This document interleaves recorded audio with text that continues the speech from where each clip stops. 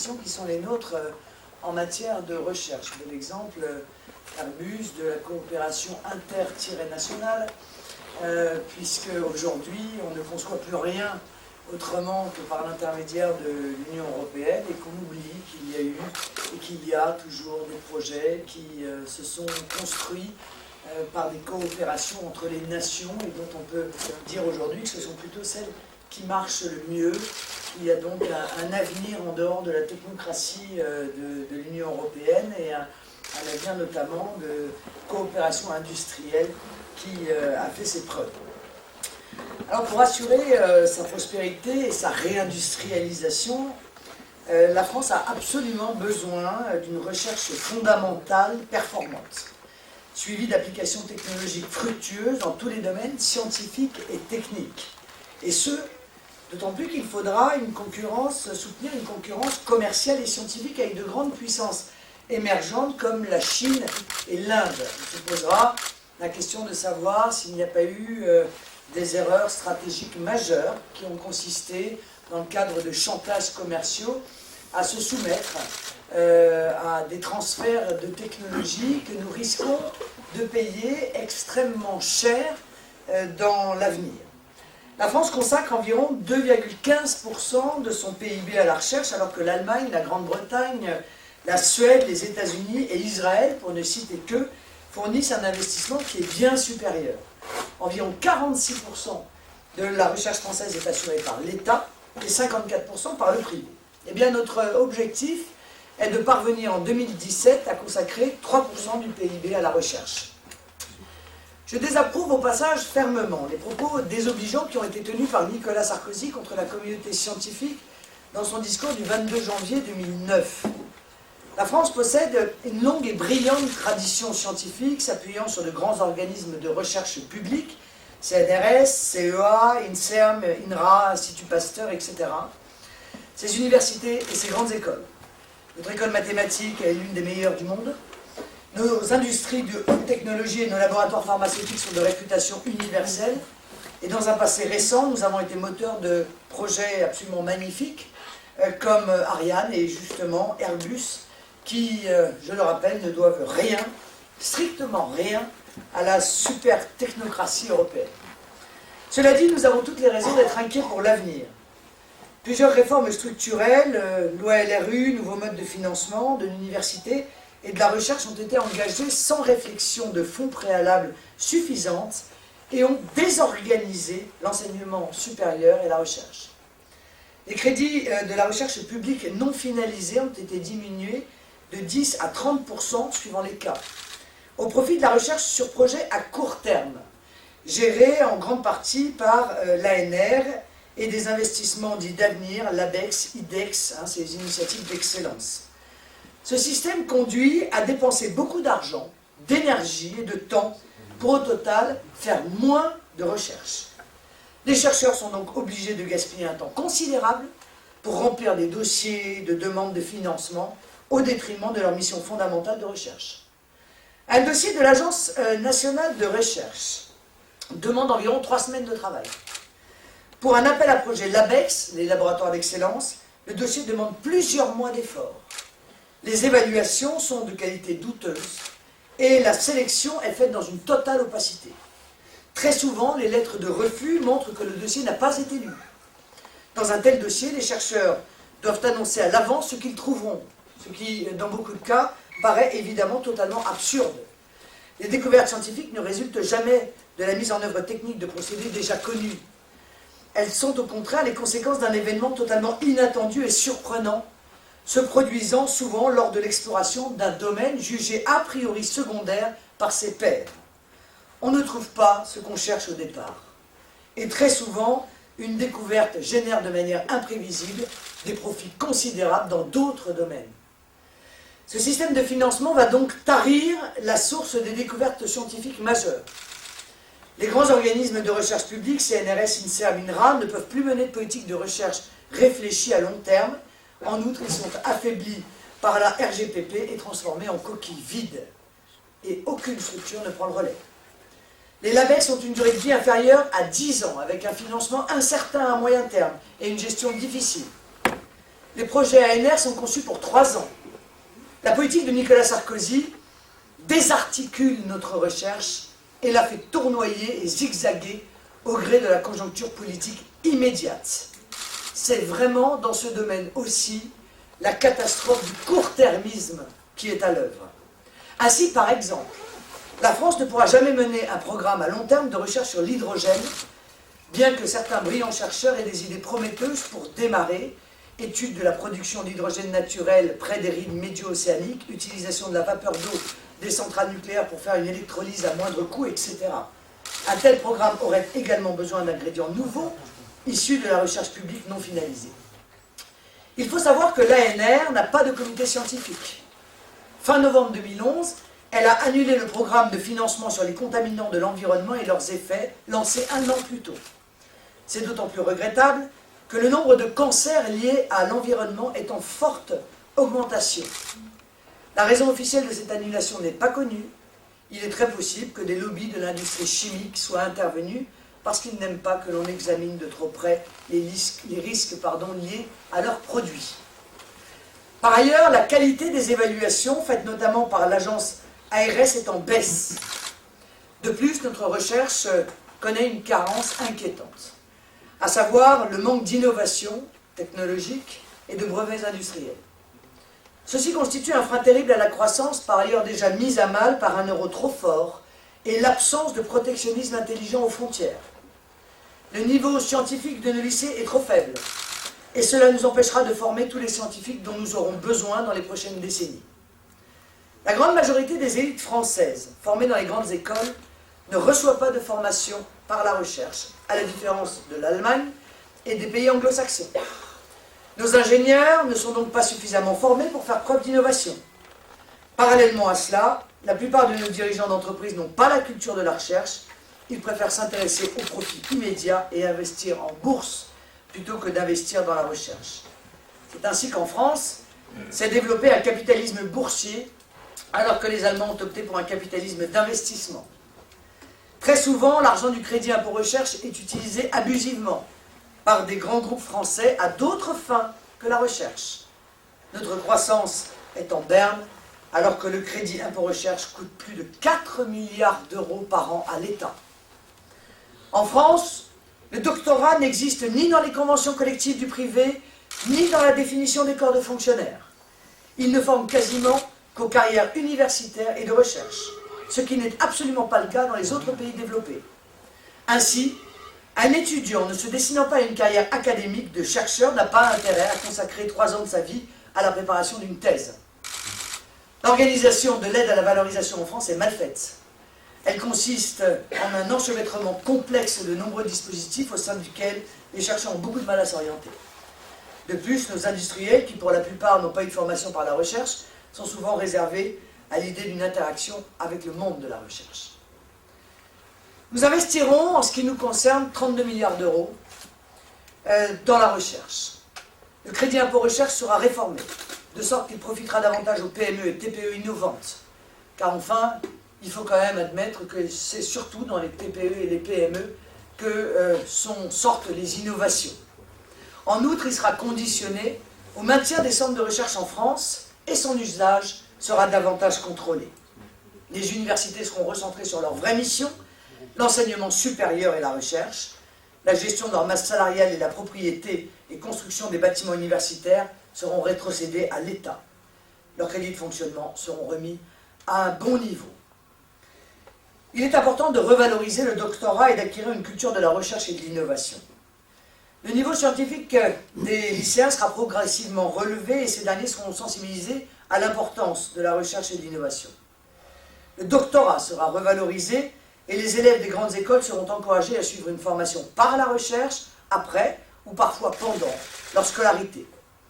Une réflexion de fond, réunissant directeurs de grandes écoles, directeurs d'instituts et présidents d'universités, sera engagée, pilotée avec doigté par des représentants de l'État, pour déterminer et mettre en œuvre les réformes structurelles permettant un rapprochement entre grandes écoles et universités ou centres de recherche. On incitera nos dirigeants politiques et nos chefs d'entreprise à acquérir une culture de l'innovation et de la recherche. Il faut de surcroît renforcer la recherche publique et l'évaluation quinquennale et développer la valorisation. La composition de l'agence d'évaluation ARS sera revue pour accueillir un contingent de chercheurs élus par leurs pairs. Et sa mission d'évaluation se conformera exclusivement à des critères scientifiques, indépendamment de toute influence politique. Une concertation élargie à tout le monde de la recherche, via l'organisation d'états généraux en début de quinquennat, permettra de déterminer les grands domaines prioritaires de recherche sur lesquels les investissements les plus massifs devront être portés. Je vous en reparlerai à la fin de mon intervention.